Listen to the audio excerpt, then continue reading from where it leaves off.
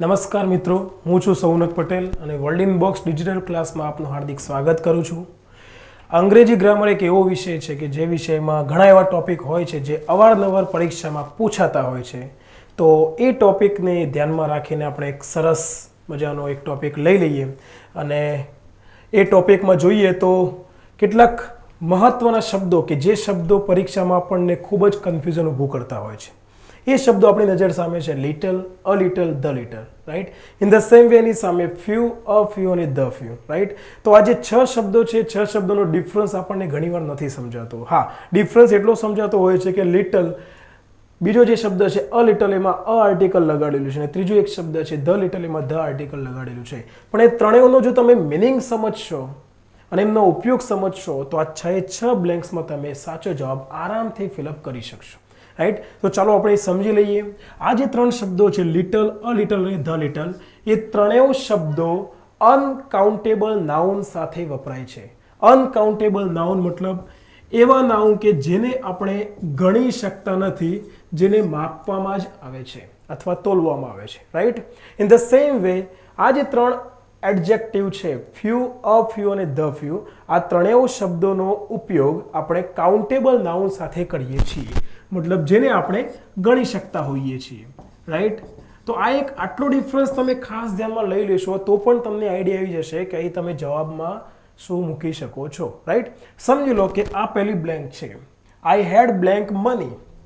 Money શબ્દને આપણે English ગ્રામરમાં countable ગણીએ છીએ કે અનકાઉન્ટેબલ? તમે હાઉ મચ મની કહેશો કે હાઉ મેની મની? ડેફિનેટલી આપણે હાઉ મચ મની કહીએ છીએ. તો મચનો પ્રયોગ આપણે અનકાઉન્ટેબલ નાઉન સાથે કરતા હોઈએ છીએ, રાઈટ. તો મની જે શબ્દ છે એનું ભાષાંતર, ગુજરાતી ભાષાંતર થાય છે ધન વિથ, કે જેને આપણે બહુવચનમાં લેતા નથી. હા, પૈસા છે, કરન્સીને ગણી શકીએ છીએ આપણે. તો એની નીચે જુઓ શબ્દ છે ડોલર્સ, રાઈટ.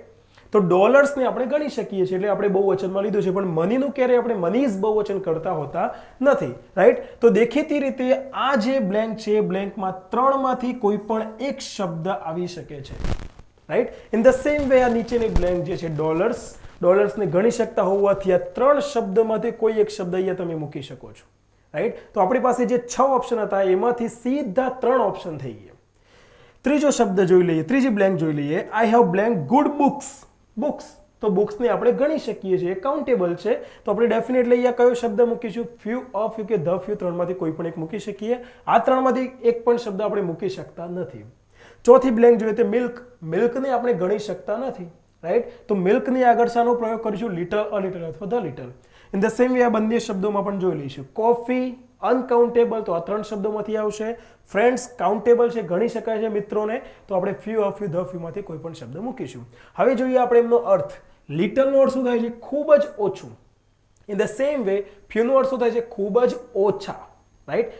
નહિવત, ખૂબ જ નકારાત્મક અર્થમાં આપણે શબ્દ મૂકવાનો હોય તો લિટલ અનકાઉન્ટેબલ નાઉન સાથે અને ફ્યુ કાઉન્ટેબલ નાઉન સાથે આપણે મૂકીશું, રાઈટ.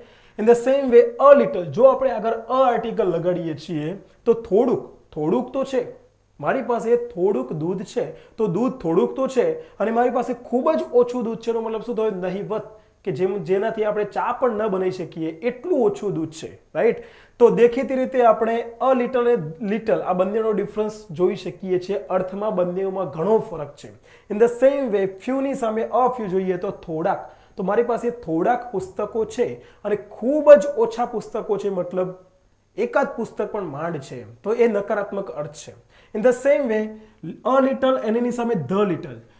અ લિટલ ને ધ લિટલનો ગુજરાતી મિનિંગ કરીશું તો થોડુંક, બંનેનો સેમ મિનિંગ છે, પણ ધ લિટલમાં જો ધ આર્ટિકલ લગાડ્યું છે તો થોડુંક પણ કયું? થોડુંક નિશ્ચિત થોડુંક, કે જેની આપણે વાત કરીએ છીએ, right. In the same way થોડાક, ધ ફ્યુનો અર્થ થશે થોડાક, તો ધ આર્ટિકલ લગાડ્યું છે તો એનો અર્થ થશે નિશ્ચિત થોડાક, રાઈટ. હવે આપણે એક બ્લેન્ક જોઈએ. બ્લેન્ક પરથી આપણને આઈડિયા આવી જશે કે એમાં શું ડિફરન્સ છે. I had blank money, so I bought nothing.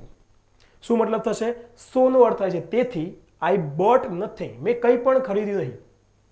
કંઈ પણ ન ખરીદ્યું એમાં આપણે આગળ શું કહીએ છીએ? તેથી મેં કંઈ પણ ખરીદ્યું નહીં. એનો મતલબ શું થયો? મારી પાસે મની, મારી પાસે વિથ કેટલું હતું? તો ખૂબ જ ઓછું, નહિવત, રાઈટ. તો અહીં આપણે ત્રણમાંથી કયો શબ્દ મૂકી શકીએ છીએ? ડેફિનેટલી અહીં આપણે લિટલ શબ્દ જ મૂકી શકીએ છીએ, રાઈટ. વાક્યના આધારે આપણે નક્કી કરી શકીએ છીએ, મિનિંગ કરીશું તો આઈડિયા આવશે.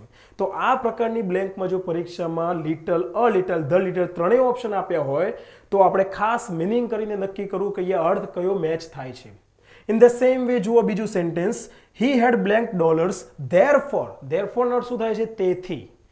હી ડિડન્ટ બાય ઇટ, તેણે તે ખરીદ્યું નહીં. ન ખરીદ્યુંનો મતલબ શું થયો? એની પાસે ડોલર્સ કેટલા હશે? થોડાક કે બિલકુલ ઓછા? દેખીતી રીતે બિલકુલ ઓછા. આ જ અર્થ સેટ થશે.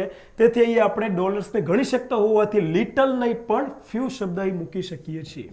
ઓકે, તો અહીં આપણે આ બે બ્લેન્ક આરામથી ફિલઅપ કરી શકીએ. એનું એકમાત્ર કારણ હોય તો આપણે આ 6 શબ્દોનું ગુજરાતી ભાષાંતર, એનો અર્થ ખ્યાલ છે અને એનો ઉપયોગ કેવી રીતે કરવો, કાઉન્ટેબલ નાઉન કે અનકાઉન્ટેબલ નાઉન, બસ આ બે ડિફરન્સ તમે ધ્યાનમાં લઈ લીધા, આરામથી આપણે બ્લેન્ક ફિલઅપ કરી શકીશું. ત્રીજી બ્લેન્ક જોઈએ તો I have blank good books to give you. To give you મતલબ તને આપવા માટે.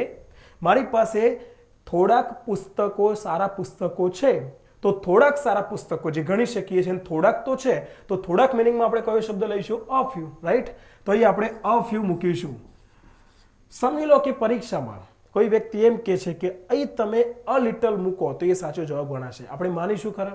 શા માટે નહીં માનીએ? કારણ કે બુક્સને આપણે ગણી શકતા નથી, તો એ અ લિટલ શબ્દ આવી શકતો નથી. ચોથી બ્લેન્ક જોઈએ તો there is blank milk in your cup, will you have some more.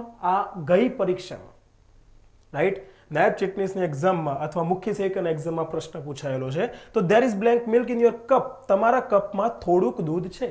Will you have some more, આ જે બીજું વાક્ય છે, બીજા વાક્યના આધારે તમે અહીંયા અર્થ નિશ્ચિત કરી શકો છો કે કયો અર્થ આવશે.